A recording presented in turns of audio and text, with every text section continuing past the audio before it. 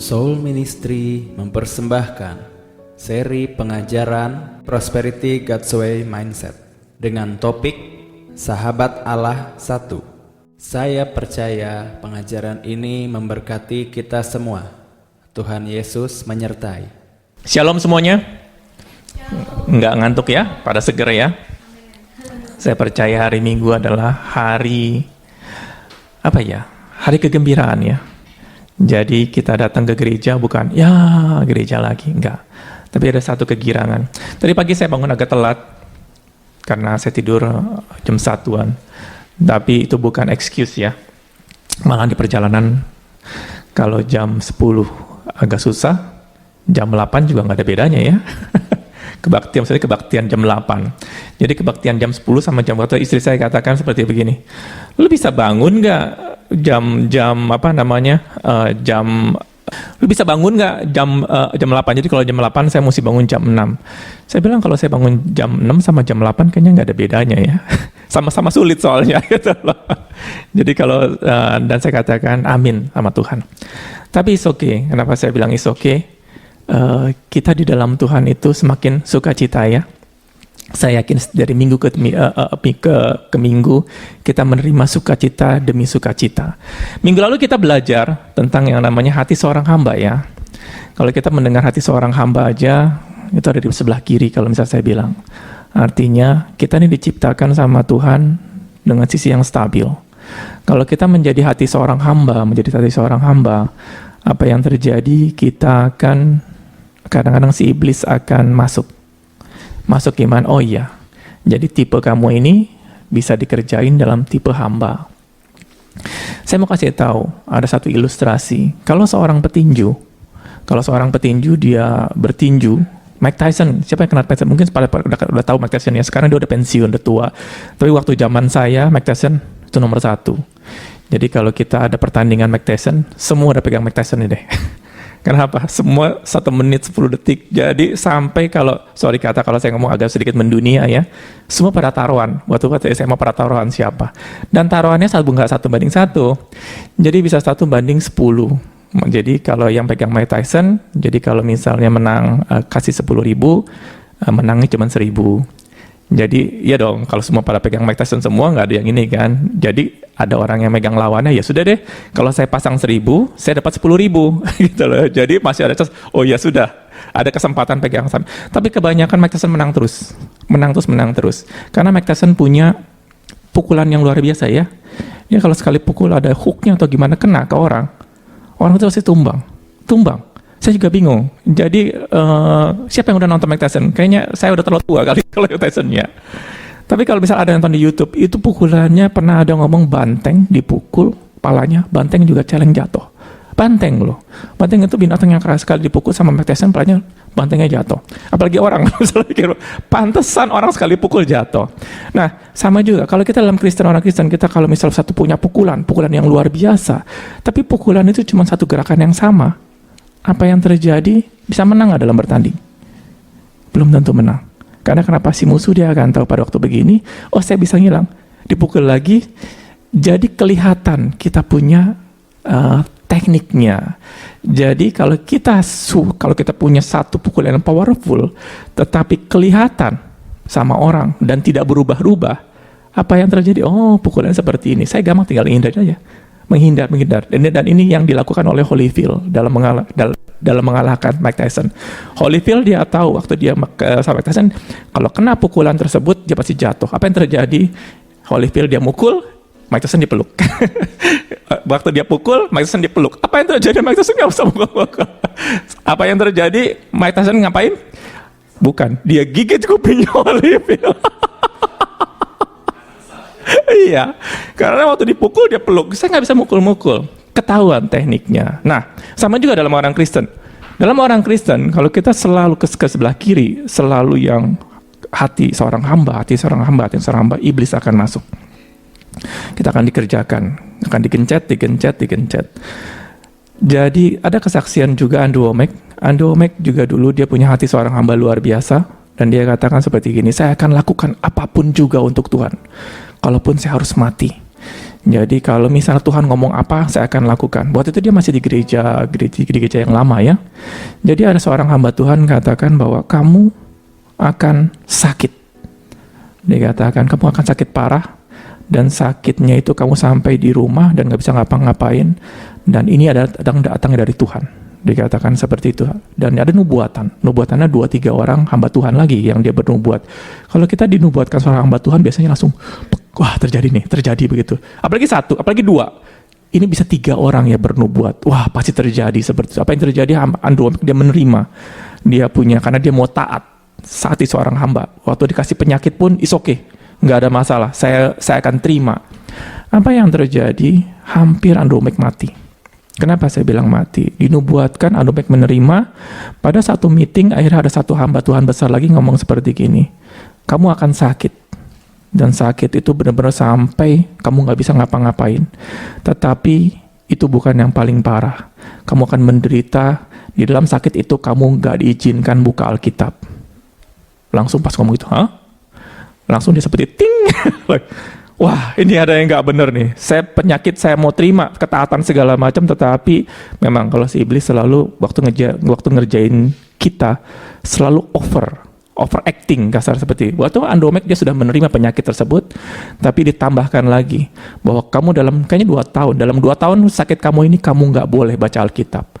Langsung, ini nggak bener. Waktu nggak bener langsung dia berdiri di dalam satu meeting, ini meeting nggak bener. Gitu. Hamba-hamba Tuhan nggak bener, akhirnya dia tinggalkan itu semua. Dia masih punya sense of Tuhan, bahwa mana yang benar, mana yang salah. Nah, di satu sisi dia punya taatan yang luar biasa. Dan hari ini kita akan belajar bukan hati. Pertama kita hati seorang hamba, yang kedua kita akan yang namanya, judulnya saya agak pusing juga. Buat skrip dari mobil, judulnya apa ya? Oke lah, saya ambil judulnya adalah teman Allah. Satu di firman Tuhan yang dikatakan, mau gak kita ada hati seorang hamba juga menjadi teman Allah? Ini jarang didengar ya. Kenapa saya bilang jarang dengar? Kalau hamba Tuhan, sering hamba Tuhan, tapi kalau temannya Allah, nggak ada, jarang saya dengar. Kita ini dengan Allah itu begitu besar. Lu berteman sama Allah? Maksudnya apa? Di luar konotasi. Satu firman Tuhan, kita baca yuk. Dari mana sih? Ada nggak sih yang namanya teman Allah? Atau dikatakan sahabat Allah ya? Waktu itu ada Abraham dipanggil oleh Tuhan, dan dalam perjalanan hidup Abraham itu sampai Tuhan mengasihi Abraham, sampai Abraham, kita buka Yakobus berapa? Yakobus 2 ayat 23. Dengan jalan demikian genaplah Ranas yang mengatakan, lalu percayalah Abraham kepada Allah, maka Allah memperhitungkan hal itu kepadanya sebagai kebenaran. Karena itu Abraham disebut sahabat Allah. Satu-satunya dalam firman Tuhan disebut sahabat Allah yang dimention, maksudnya dikasih lihat cuman Abraham. Benar ya? Ada orang-orang di sini yang baca Alkitab, semuanya ada hamba Tuhan, abdi Allah. Tetapi satu-satunya yang dikatakan sahabat Allah cuman Abraham. Nah, dalam hal seperti gini, wah, Tuhan, apa sih maksudnya sahabat Allah? Kita tadi apa sih konotasi kita belajar yang hati seorang hamba, sekarang sahabat Allah, teman Allah, sama dua-dua yang berbeda itu ya. Jadi, apa sih dia punya konotasinya? Saya percaya seperti gini, pada waktu kita ingin menjadi taat kepada Allah, kita mau hidup kudus ya, biasanya ya. Kita belajar hidup kudus, kita belajar tidak berbuat dosa, kita belajar untuk tampil baik di hadapan orang-orang. Itu semua bagus, dan itu kita diajarkan oleh semua agama, kita diajarkan. Tapi ada yang membedakan, atau yang namanya hati seorang hamba itu ketaatan. Dia punya sesuatu yang benar-benar kalau kita keluar adalah benar-benar baik semua, taat, sabar, setia, rajin. Itu hati seorang hamba. Tapi kalau sahabat Allah, itu satu kedekatan. Nah, kedekatannya seperti apa sih yang kita mau? Apa itu kedekatan? Sorry kalau nanti saya agak lompat-lompat ya, dia punya ini. Saya ingin kasih tahu dulu sejarahnya bagaimana, karena saya suka sekali sejarah. Kita mau berapa lama hari ini? Setengah jam? 1 jam? Karena 1 jam ya, soalnya sekarang sudah jam 10.45. Biasanya sampai jam 11 saya stop gitu ya, 10-15 menit agaknya. Nah, kenapa saya suka sejarah sekali? Karena kalau tanpa sejarah, awalnya, kalau kita satu comot-comot kita nggak ngerti. Kita ngerti yang siapanya Abraham. Abraham disebut sahabat Allah ya. Abraham pertama kali dipanggil oleh Tuhan, itu dia nggak ada baik-baiknya. Kadang-kadang kita dipanggil sama Tuhan, biasanya orang itu baik. Oh, kamu dapat mimpi, dapat suara. Oh, pasti kamu orangnya hebat. Kamu orangnya, maksudnya suci lah, karena bisa mendengar suara Tuhan, misal seperti itu. Abraham enggak. Abraham pada waktu dipanggil pertama kali, dia nggak ada baik-baiknya sama sekali. Abraham cuma percaya bahwa di atas di sini ada yang namanya, ada sesuatu yang lebih. Mungkin dikatakan seperti disebut namanya Allah. Dan dia percaya bahwa Allah itu bukan dalam bentuk patung, bukan dalam bentuk alam, tapi dalam bentuk pribadi. Apa yang terjadi waktu Abraham percaya seperti itu? Allah muncul. Waktu Allah muncul, dikatakan, Abraham, keluarlah engkau dari keluarga engkau. Aku akan memberkati engkau. Dikatakan memberkati itu benar-benar luar biasa. Satu pertama kali waktu Abraham dikatakan perjanjian yang pertama kali adalah perjanjian dengan Abraham antara manusia dengan Allah. Tapi dimulai bukan dengan satu kesucian atau orang kudus atau orang yang baik. Enggak, kenapa saya bilang seperti begitu? Abraham 2 kali dia menyerahkan istrinya untuk dia bisa selamat. Artinya bagaimana? Sarah itu udah umur 80 tahun. Abraham umur 70, Sarah umur 80 saat itu ya. 75-65 ya.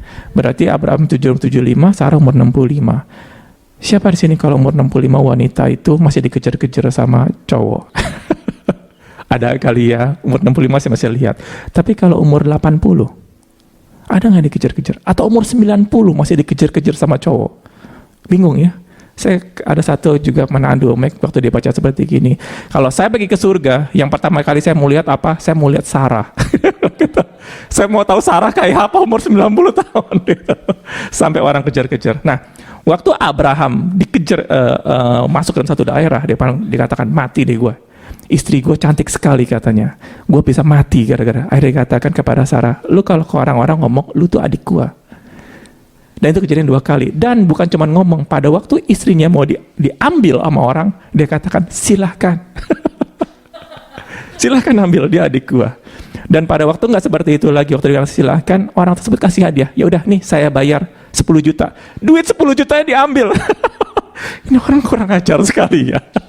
Sudah bohong, sudah ngasih istrinya, terus duitnya pun diambil. Mungkin kalau patah, mungkin sekali dia kilaf. Bisa ya, cowok-cowok kilaf ya. Habis duitnya besar. Kalau kita ngomong 10 juta, ya 10 juta. Ini 1 miliar misalnya. Duit 1 miliar pun dia ambil. Istrinya dijual. Kalau kita katakan, ya Abraham kilaf kali ya. Kedua kali kejadian lagi. Itu pertama sama siapa ya? Firaun dulu ya? Pertama Firaun kah? Yang kedua Abimelek. Yang pertama Firaun kali ya? Ya Firaun. Jadi yang pertama Firaun dia dapat duit, dapat budak-budak. Salah satunya budaknya adalah Hagar, gitu ya. Dapat tuh hasil berjual istri dapat budak kan, seperti gitu. Nah yang kedua kali, saya pikir dia kilaf. Kelakukan kedua kali waktu ketemu Raja Abimelek. Raja Abimelek lihat, ini perempuan cantik juga. Abraham katakan, ini adik saya mau, silahkan. Akhirnya dikasih duit lagi, diterima lagi sama Abraham. Tetapi dalam 2 kali kejadian tersebut, siapa yang dihukum? Yang pertama Firaun dihukum, semuanya pada mandul ya. Bingung ya, pada mandul itu bukan, kalau pada mandul itu kejadian bukan sehari 2 hari, mungkin seminggu, 2 minggu, 3 minggu, beberapa bulan kali ya. Karena kalau semua pada mandul, berasa mandul, ada di sini mandul misalnya ada anjing atau binatang, dalam seminggu ketahuan, ini mandul. Kok enggak dong?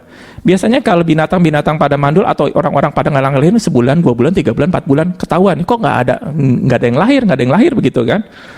Nah kejadiannya lama. Jadi yang pertama kejadian Firaun itu lama. Abraham enteng-enteng aja, ya sudah, yang penting gua selamat. Tetapi Firaun yang dihukum. Aneh bin ajaib. Yang salah siapa? Abraham kok. Abraham dia ngomong adik saya. Lu juga terima duit gua kok. Tapi yang dihukum siapa? Firaun. Bukan hanya Firaun aja, seluruh lingkungan Firaun. Dan kalau kita katakan, ini cuman hanya accident aja happen.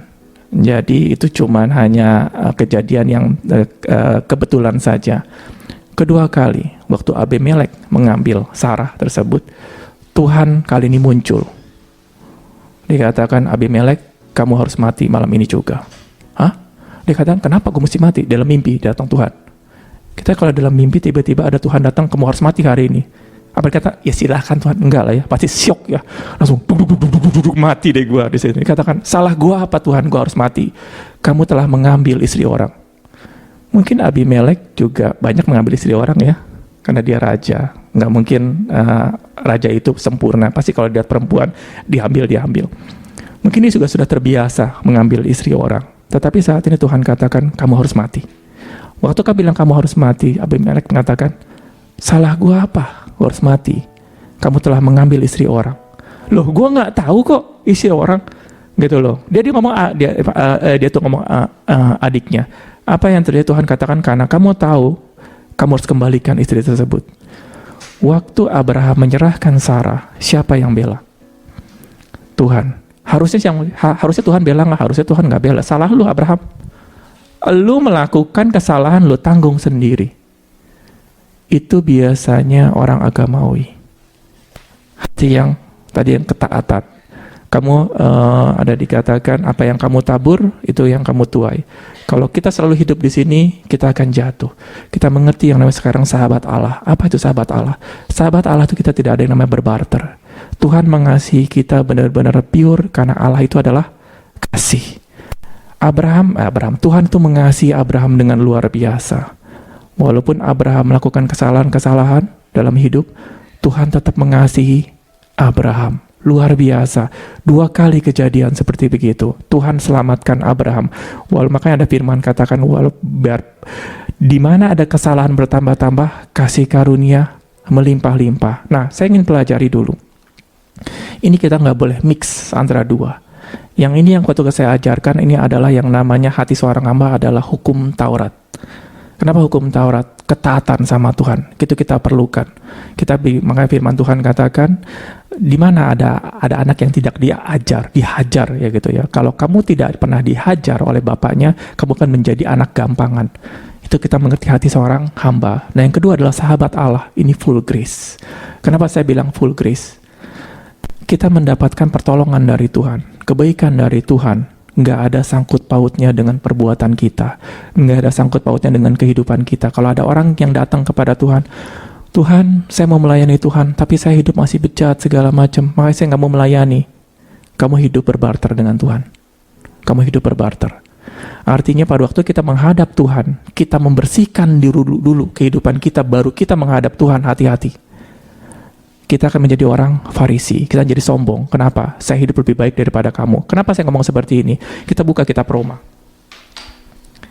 Kitab Roma ini bagus sekali. Sama sekarang kita lagi ngomongin soal Abraham ya.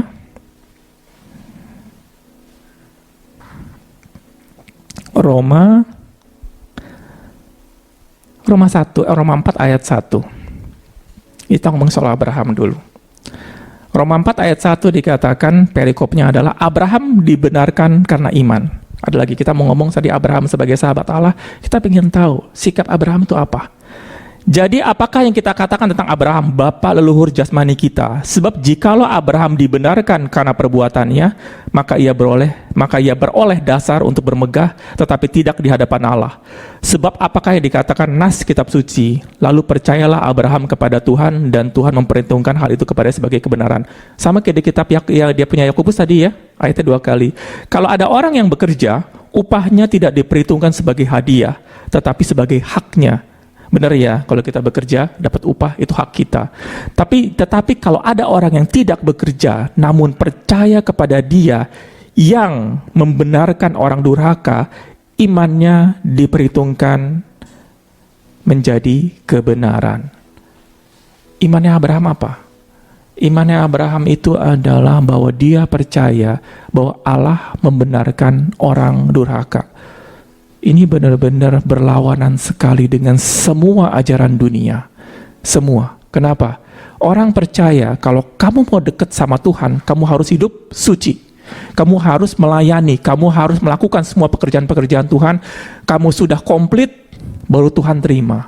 Di sini dikatakan, kita ulang di ayat keempat, ayat kelimanya. Tetapi kalau ada orang yang tidak bekerja, namun percaya kepada Dia yang membenarkan orang durhaka, imannya diperhitungkan menjadi kebenaran. Ini ada ayatnya. Kalau saya berkata seperti begini, tanpa ada ayat ini, kamu ini sesat. Enggak mungkin Tuhan membenarkan orang durhaka. Apa itu arti membenarkan orang durhaka? Waktu Abraham berbuat jahat, melakukan hal kesalahan, tetapi Tuhan tetap membantu Abraham, tetap menyelamatkan Abraham. Abraham percaya dia itu orang durhaka. Dia itu orang yang gak ada benar-benarnya. Tapi Tuhan mau bantu saya. Itu dasarnya. Sama seperti kayak Paulus. Paulus katakan bahwa dari Tuhan dikatakan dia itu adalah orang yang durhaka, orang yang paling durhaka di antara orang yang durhaka. Dia percaya dia adalah orang yang paling jahat. Tapi Tuhan mau menyelamatkan saya. Dikala kita datang kepada Tuhan, kita membenarkan dulu semuanya, baru kita katakan, Tuhan inilah aku. Ini bukan imannya kekristenan. Imannya kekristenan adalah kita datang kepada Tuhan, Tuhan saya adalah orang berdosa. Tapi saya percaya Tuhan mengasihi saya. Dikala di sekarang kita biasanya, kalau kita menghadap Tuhan, ketemu dengan orang, kita langsung down ya. Aduh, saya lakukan dosa apa hari ini ya? Waktu Tuhan datang misalnya kayak gini. Misalnya, dari kita tiba-tiba ketok. Ada seorang, Tuhan mau datang sebentar lagi, 10 menit lagi. Kita gimana biasanya? Ganti baju yang bagus.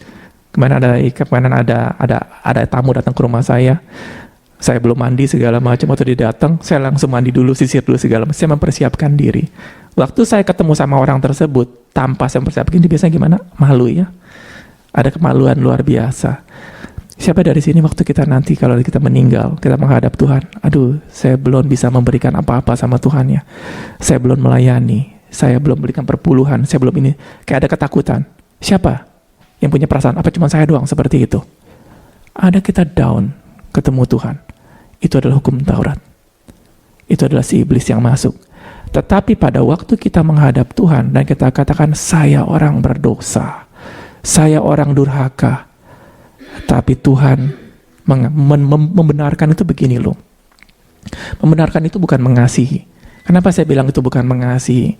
Kita sering sekali mengatakan membenarkan. Membenarkan itu adalah kamu salah, tapi kamu nggak dianggap salah. Misalnya kayak gini, misalnya saya mencuri motor ya, saya kepepet, mencuri motor kayaknya pepet atau nggak pepet, kepepet lah ya, mencuri mobil kepepet. Akhirnya saya ketangkep sama Tuhan. Waktu ketangkep ada barang bukti, harusnya saya dihukum ya. Dihukum, kamu sudah mencuri. Berapa hukumannya? 2 tahun, 3 tahun. Saya nggak ngerti lah. Ada yang pengacara, nggak ada pengacara. Nyolong berapa sih? 2 tahun ya? Apa 3 tahun? Pokoknya cukup lama lah ya. Nggak mungkin cuma 1 hari. Bang. Tapi ada satu hukuman.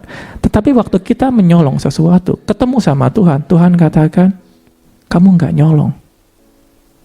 Hah? Kamu nggak nyolong. Saya nyolong Tuhan. Tuhan katakan kamu nggak nyolong. Jadi siapa gimana? Tuhan Yesus yang nyolong. Hah? Kok Tuhan saya nyolong? Saya yang nyolong. Tuhan katakan kamu nggak nyolong. Tuhan Yesus yang nyolong. Jadi Abraham percaya saya dibenarkan. Yang tadinya durhaka, tapi Allah membenarkan kamu yang tadi berbuat salah. Tuhan katakan kamu tidak berbuat salah. Yang berbuat salah siapa? Yesus yang berbuat salah. Itu imannya. Enggak, saya yang berbuat salah. Enggak, Yesus yang melakukannya. Karena kenapa? Yesus menanggung, bukan hanya menanggung dosa-dosa kita, Yesus mengakui, saya yang melakukan itu, bukan kamu yang melakukan. Enggak masuk di akal ya?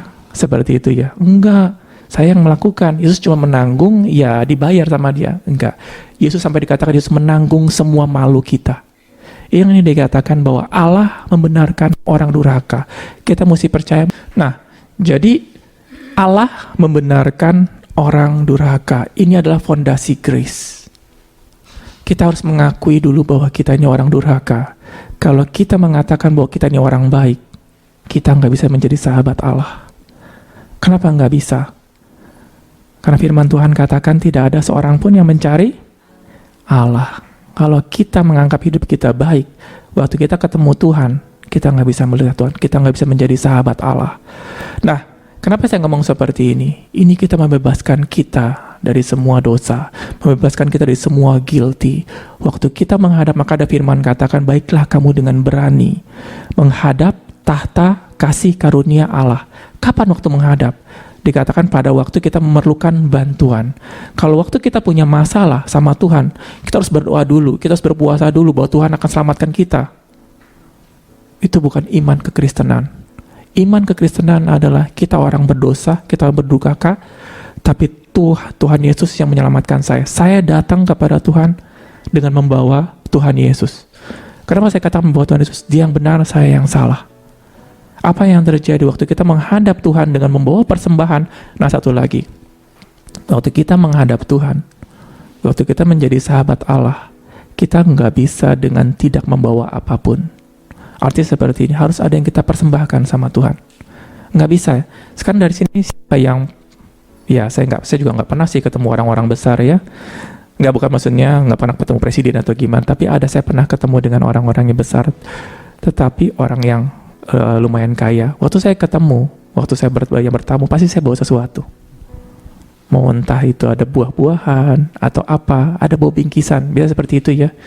Mungkin juga Hemi ada ketemu dengan pejabat, apa langsung ketemu pasti ada bawa sesuatu, minimal amplop lah ya. Bagaimana saya? Enggak lah, bukan amplop. Artinya kita menghadap orang besar pasti ada membawa sesuatu. Bahwa kenapa? Kita percaya dia lebih besar daripada saya.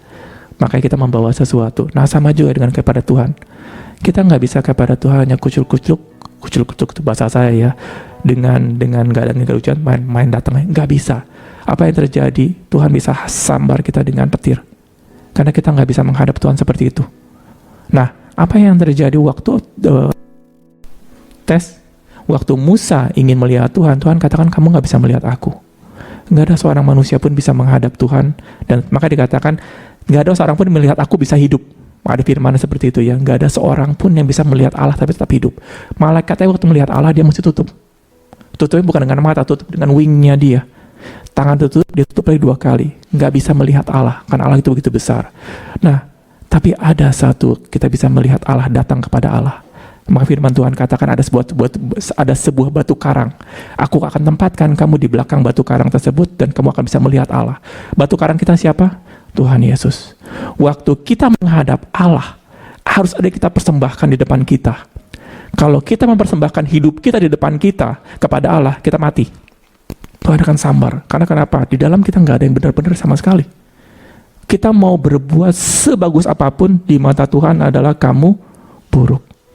Kenapa buruk? Kita sudah tercemar. Tapi pada waktu kita menghadap Tuhan, di depan kita taruh persembahan, Yesus, kita akan lewat. Kita akan lewat dan dapat melihat Allah. Dan dikatakan, kita harus mengatakan bahwa kita ini orang durhaka.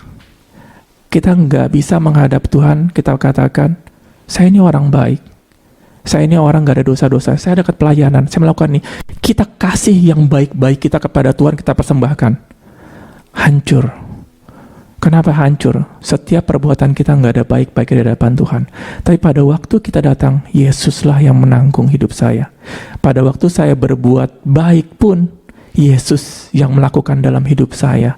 Kita tonjolkan Yesus di depan kita. Pada waktu kita menghadap Allah, waktu kita berbicara kepada Allah, menjadi sahabat Allah, Yesuslah di depan kita.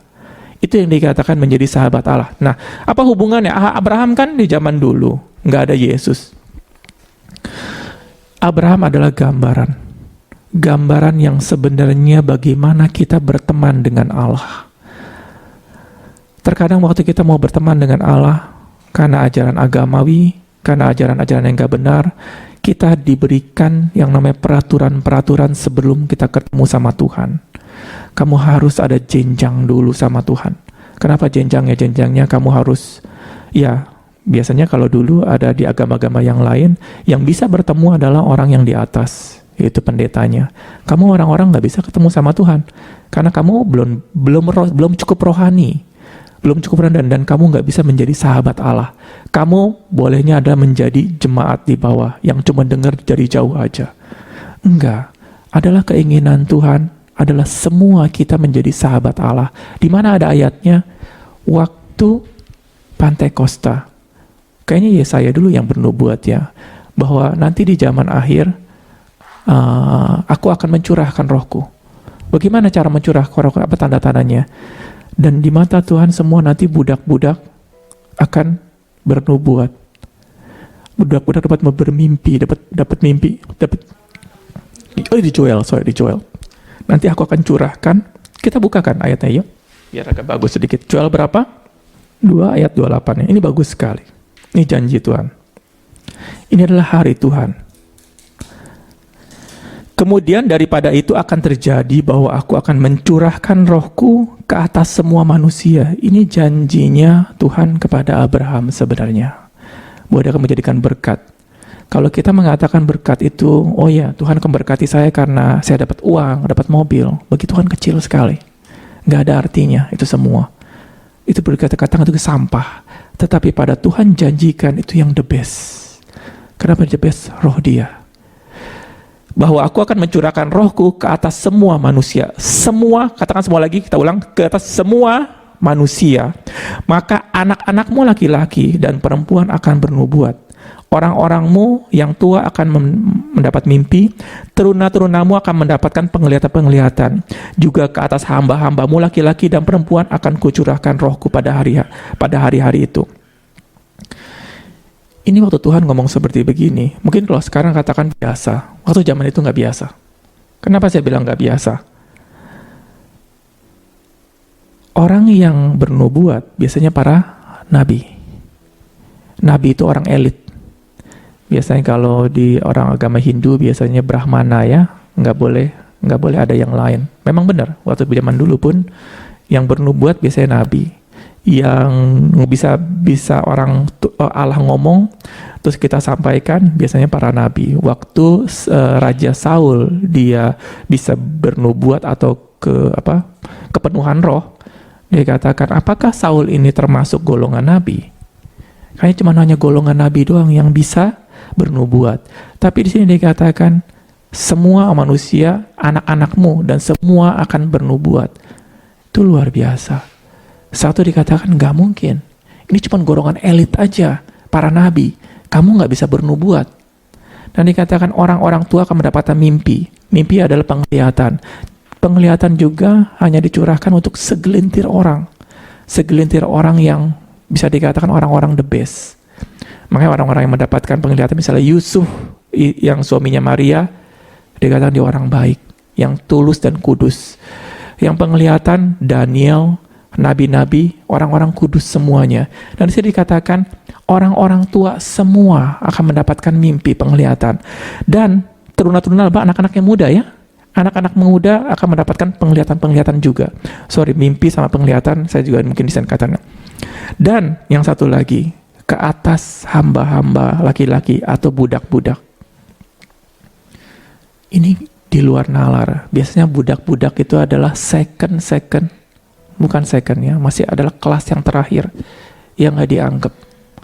Jadi kalau bisa dikatakan ada manusia kudus, ada manusia bejat, budak itu yang di paling bawah, yang udah nggak dilihat oleh manusia. Tapi dikatakan aku akan mencurahkan rohku, menjadi orang elit semuanya di hadapan Tuhan. Ini yang dikatakan kamu akan menjadi sahabat Allah. Dan kalau saya katakan melebihi Abraham. Abraham dia nggak dapat roh Allah loh. Dia nggak dapat. Jadi makanya Tuhan Yesus katakan pada waktu itu, Yohanes Pembaptis adalah orang yang hebat, paling hebat, dan nggak ada yang melebihi. Sebelum lahirnya Yohanes Pembaptis nggak ada yang lebih hebat daripada Yohanes Pembaptis. Tetapi dia katakan yang terkecil dari kerajaan surga, yaitu kita semua yang terkecil, lebih hebat daripada Yohanes Pembaptis. Karena kenapa? Kita mendapatkan roh Allah. Nah, intinya waktu kita mendapatkan roh Allah, nggak bisa. Siapa dari sini pada waktu kita pernah diajarkan kalau kita mau ada baptisan Roh Kudus, Kamu harus berpuasa dulu. Kamu harus hidup kudus dulu. Ini di luar ajaran firman Tuhan.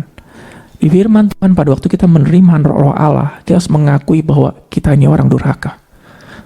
Tetapi Allah membenarkan orang durhaka. Siapa yang perkataan ini yang pertama kali dilakukan? Yesus. Pada waktu Yesus mati dan dia ada di kayu salib, dia adalah orang yang paling durhaka. Kenapa saya bilang orang paling durhaka? Dosanya kita semua ini dia yang perbuat. Bukan dia tanggung loh. Dia yang perbuat.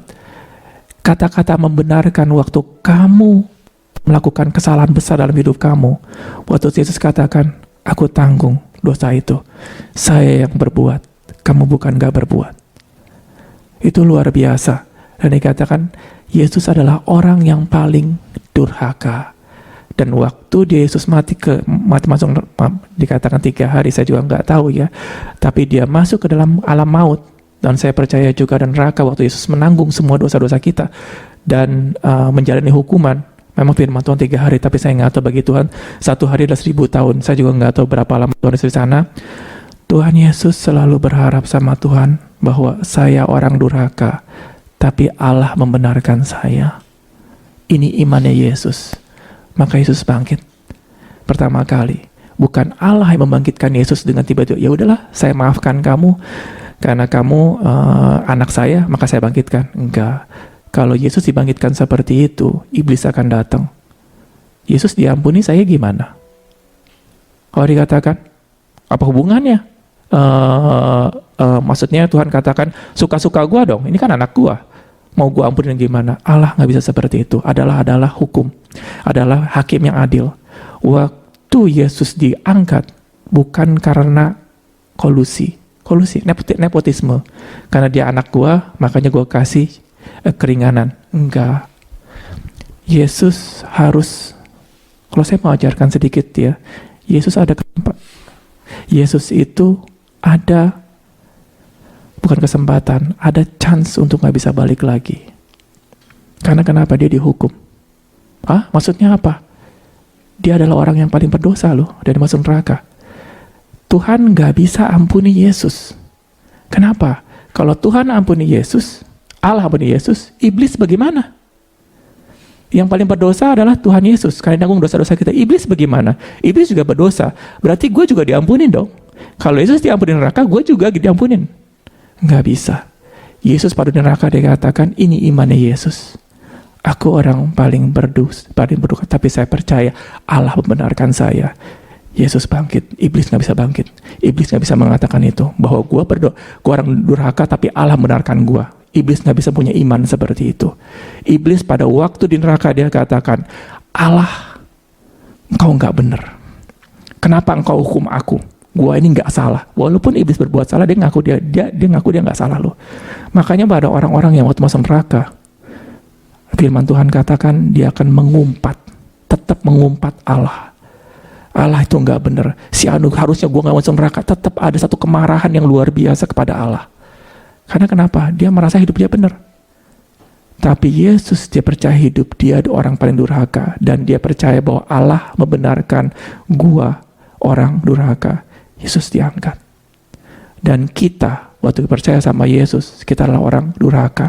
Sekali lagi pada waktu kita menjadi sahabat Allah, kita nggak bisa ngomong saya ini orang baik. Saya ini setelah melakukan ini, melakukan itu. Nggak bakalan bisa. Sekali lagi, bagaimana cara kita menjadi sahabat Allah? Yesus mati buat saya.